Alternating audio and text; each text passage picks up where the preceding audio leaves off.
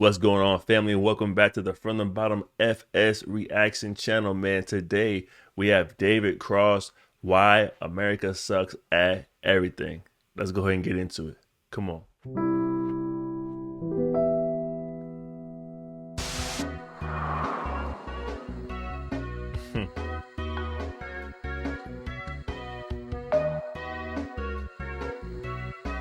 We're not so bad, we ain't that bad. Let's see what we have in store here. America is the greatest country on earth, the strongest, the richest, the most powerful country on earth.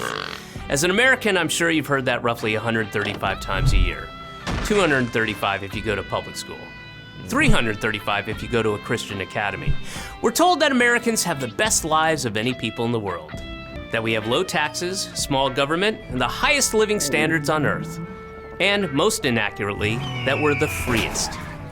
Well, it is partly true. America is the richest country, not just in the world, but in the history of the world.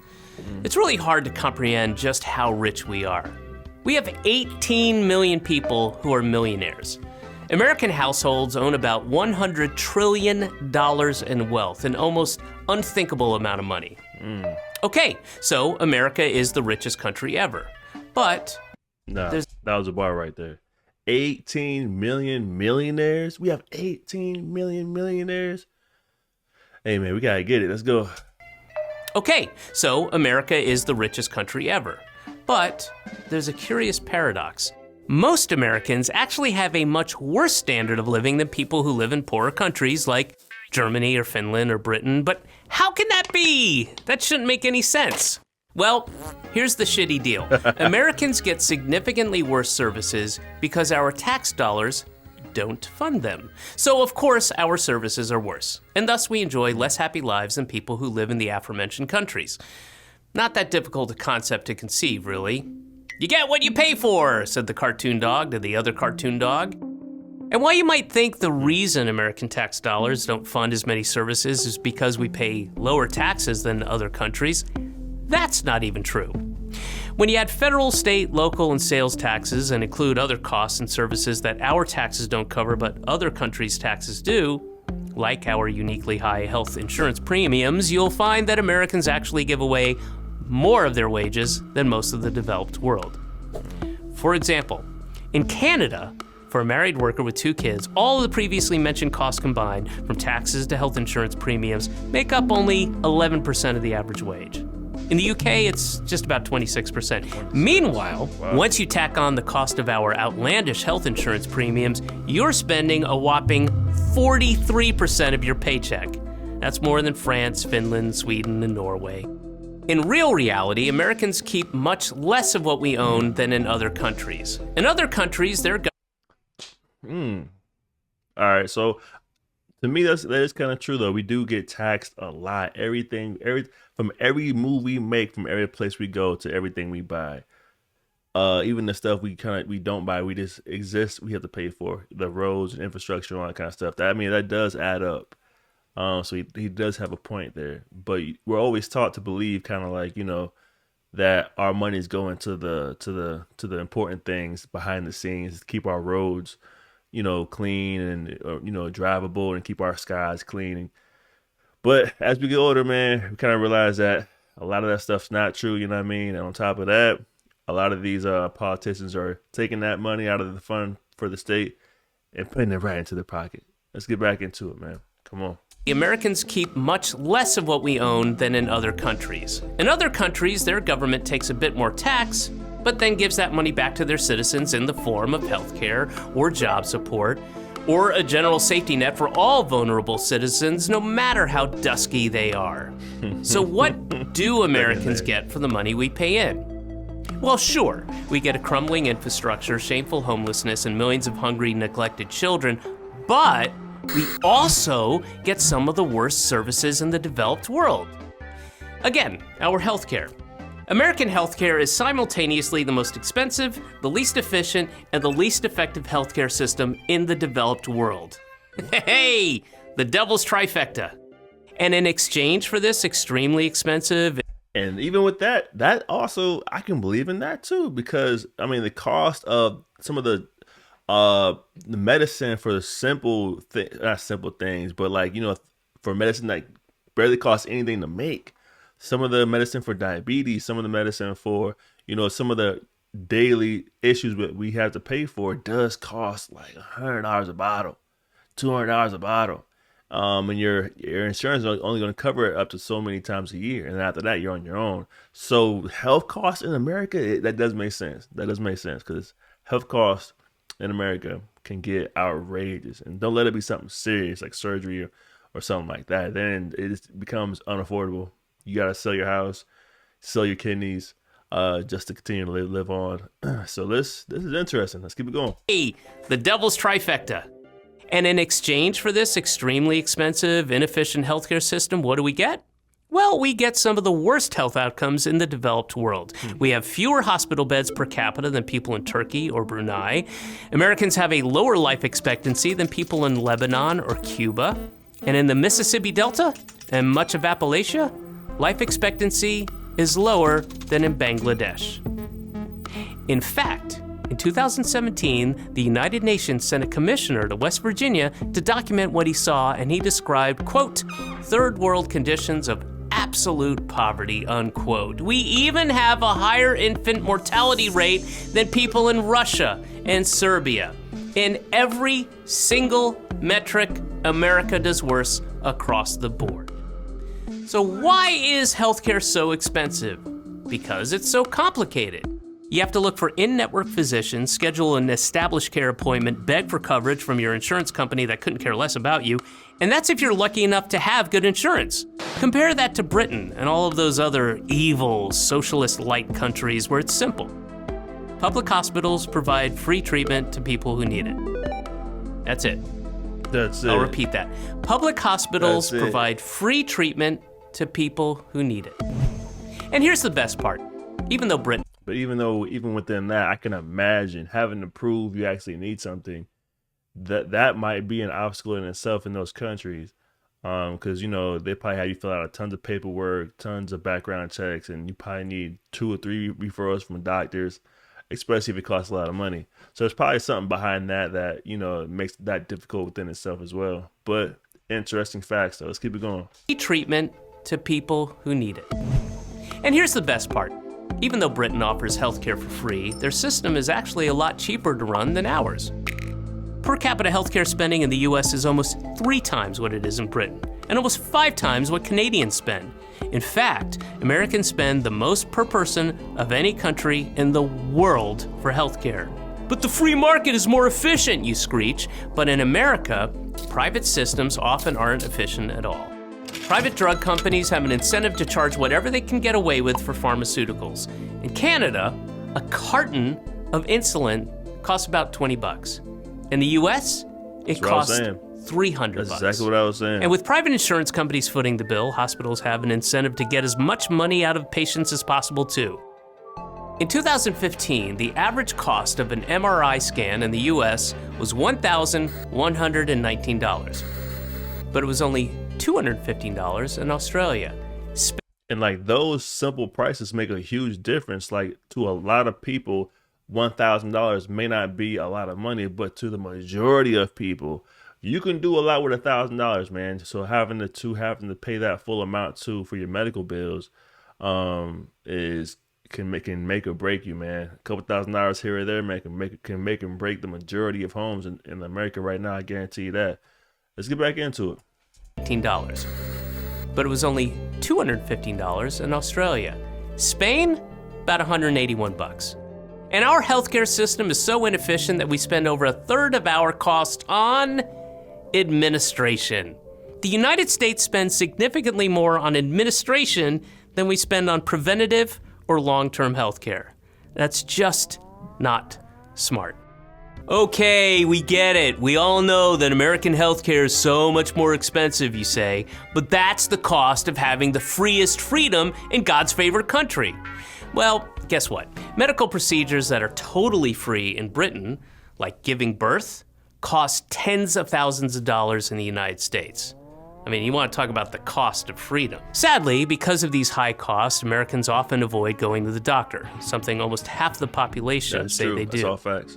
with shoddy or non-existent health insurance. I knew I grew up in a household where, especially with men, man, we definitely didn't go to the hospital. If we weren't dying, if we didn't have a broke bone, if we wasn't, seriously out of the, equation, we were not going to the hospital. That's something that we kind of practice to this day, even though we gotta take care of ourselves better now. But that was primarily the reason, man. The cost, man.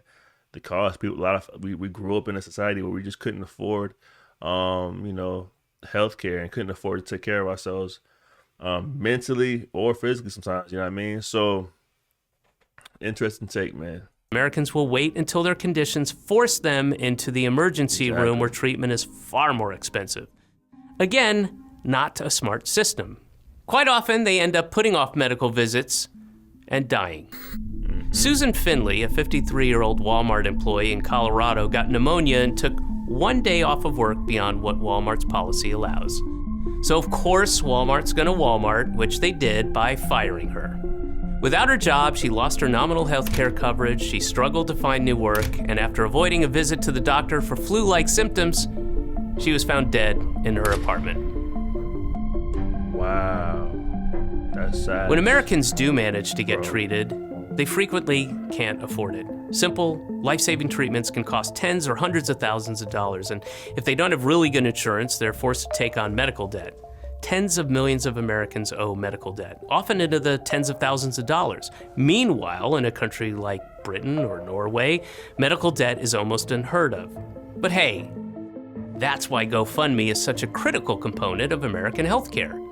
1 in 3 GoFundMe campaigns is now for medical bills. I'll repeat that. 1 in 3 GoFundMe campaigns is now for medical bills. America is such a strong, powerful, rich, and great country that its citizens have to beg strangers on the internet for money so they can get life-saving treatments that are free in the rest of the developed world.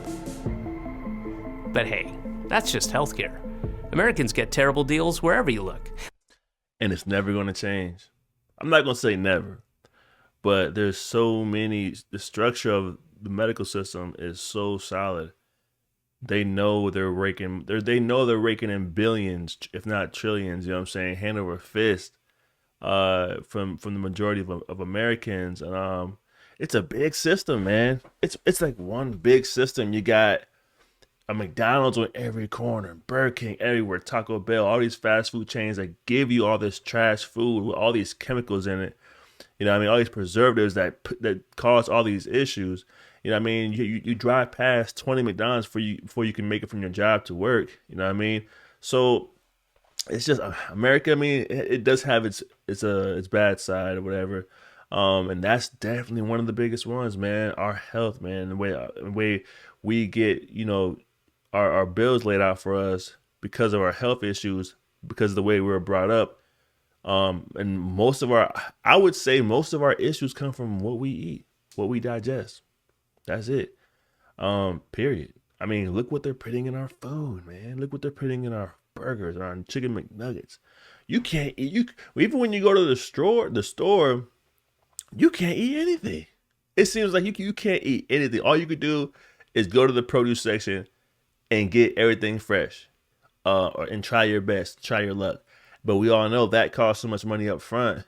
And then the counter argument to that is, would you rather pay for it up front or pay for it on the back end with the medical bills? Because if you eat the junk food, you're gonna have the medical bills. It's a hamster wheel, man. Let's get back into it. Let's take work, for example. Man. Americans work longer hours than people in any other rich country in the world, and that's not because they enjoy sleep deprivation and not seeing their families for days at a time. It's because they don't want to starve, or freeze, or die. See, America has the least generous job support programs, the least generous family benefits, and the least generous unemployment benefits of any wealthy country. It's one of the only countries on Earth that doesn't guarantee paid time off for vacations. It doesn't even help provide paid time off for parents who just had a child. And it's not coincidental that we're also one of the most hostile countries to workers' rights. America has one of the lowest unionization rates in the entire world.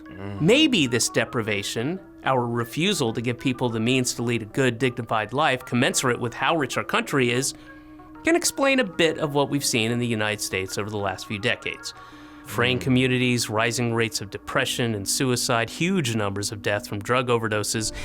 These so-called deaths of despair, suicide, drug overdoses, alcoholic liver disease, they're one big reason why American life expectancy has actually started to decline over the last few years. And with such poor conditions, it's not a surprise that poverty is so rampant in the United States. America devotes a smaller percentage of spending on social welfare than any other industrialized economy because, say it with me, socialism is evil. It's evil. Go to Denmark and try telling those happy, healthy families enjoying their paid vacation that their system of government is evil. Guess what? I guarantee they'll know you're an American. But I digress.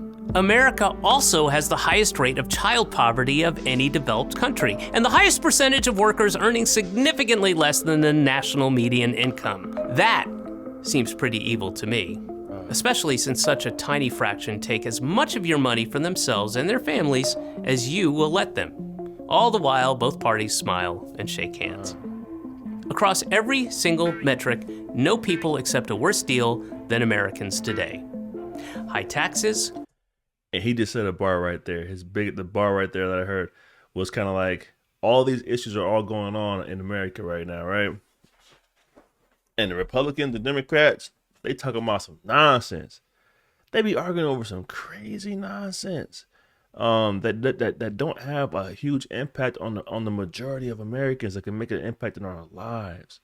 And over the last few years, man, it's just degraded down to just petty who can say the right thing at the right time to sound the most correct, who can get that gotcha moment, who can go viral. The politicians are worried about who can go viral and get their message out to gain votes, but instead of just actually doing your job and helping your constituents wherever you're governing over.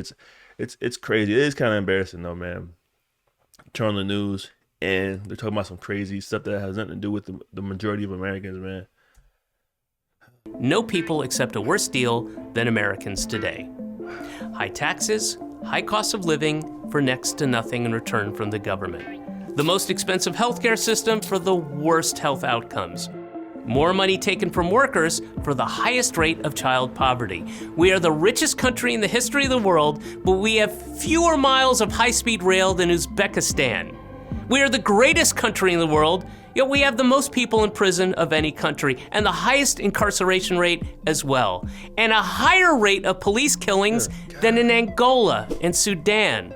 America's bad at everything because he got so many bars in here.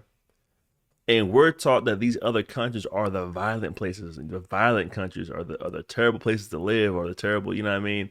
We're taught that, we're brainwashed to think that without traveling abroad ourselves. You know what I mean? So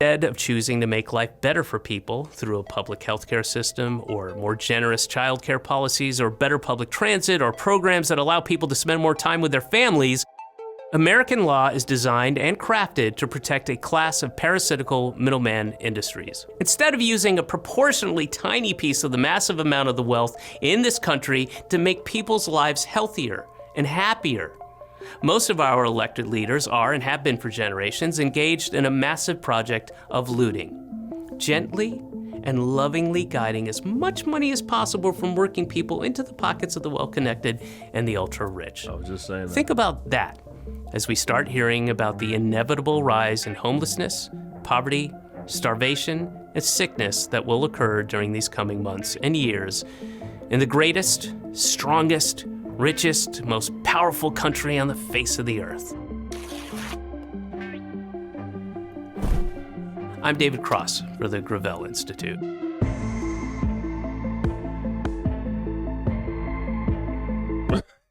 I mean, wow. I mean, good grief, bro.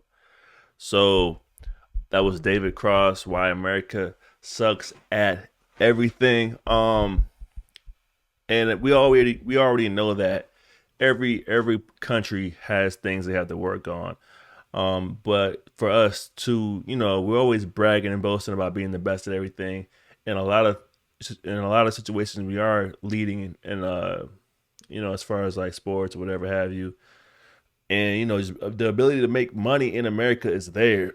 The ability to be a millionaire in America is there. And I do believe that in America you do have the best chance if you do put the work in to be successful at whatever you believe in. Um, but with saying all that, there's a lot of things we got to work on, man. I got some friends out in Cali, and they're telling me the homeless situation out there is crazy. You know what I mean? And there's not too much to say, to be honest with you guys, man. We do have a lot of stuff we have to work on, and kind of wake up to the society that we live in. And it starts with who you. This is why I believe who you elect at the polls, man. Who you vote for. We have to get out of this blue and red mind state, man, and go beyond it. And on top of that, we have to hold our governors accountable. You know what I mean? And if they don't show if they don't show improvement that first year, get them out of here. There's people that have been in Congress for like 20 years. It ain't did nothing. But they still up in there. Whether you be I don't even care if you Democrat who you vote. I don't even care. Republican, Democrat, it don't even matter. You know what I mean? They still up in there. They still there. And it's just all bad. But I do believe in America.